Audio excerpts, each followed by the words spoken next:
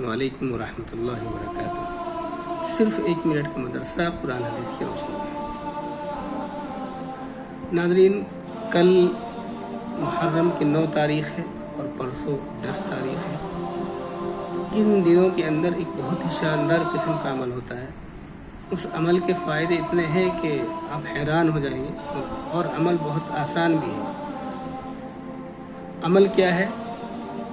عمل یہ ہے کہ آپ کو 24 گھنٹے کے اندر، یعنی کل مغرب کے بعد سے لے کر پرسوں مغرب تک، آپ کو صرف 72 مرتبہ سورہ یاسین شریف کی تلاوت کرنی ہے، اور اس میں کوئی کسی طرح کی پابندی، کسی طرح کا کوئی ڈر، خوف، کسی طرح کا کوئی بھی مسئلہ نہیں ہے۔ نہ کوئی کھانے کی پابندی ہے، نہ روزے کی پابندی ہے، کسی بھی طریقے سے آپ رہیں، بس 72 کی تعداد آپ کو پوری کرنی ہے، بیٹھ کر سکون سے، اطمینان سے، بیچ میں بات نہ کریں، اور 24 گھنٹے میں اس عدد کو پورا کرنا ہے۔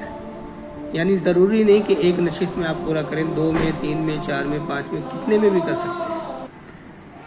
اس کا طریقہ آسان یہ ہے کہ کل مغرب بعد سے شروع کریں، عشاء تک پڑھیں، ہو سکتا ہے 10 مرتبہ پڑھی جائے، پھر عشاء کے بعد 10 مرتبہ پڑھ لیں، پھر صبح فجر کے بعد 20 مرتبہ پڑھ لیں، پھر ظہر کے بعد 20 مرتبہ پڑھ لیں۔ اس طریقے سے 72 مرتبہ آپ کو پڑھنی ہے پرسوں مغرب تک۔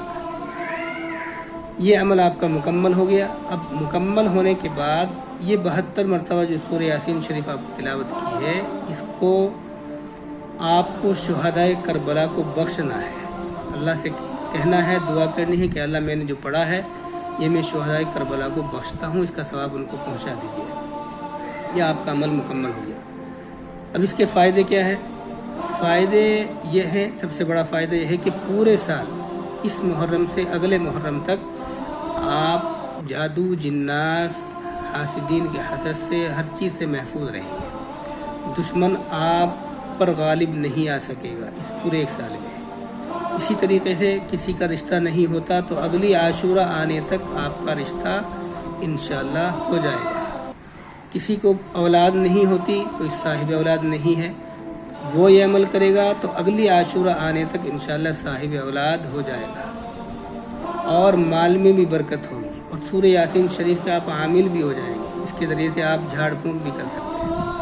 تو اتنے فائدے ہیں، اس کے علاوہ بھی بہت سارے فائدے ہیں، اور یہ عمل بزرگوں کا آزمودہ ہے۔ ضروری نہیں کہ ہر عمل قرآن سے، حدیث سے ثابت ہو۔ یہ عمل، اکثر عمل ایسے ہوتے ہیں جو کسی نہ کسی نے تجربہ کیا ہوتا ہے اور پھر وہ پھیلایا ہوا ہوتا ہے۔ اس لیے اس عمل کو کریں اور انشاءاللہ اس سے فائدہ اٹھائیں اور اپنی دعاؤں میں یاد رکھیں۔ السلام علیکم ورحمۃ اللہ۔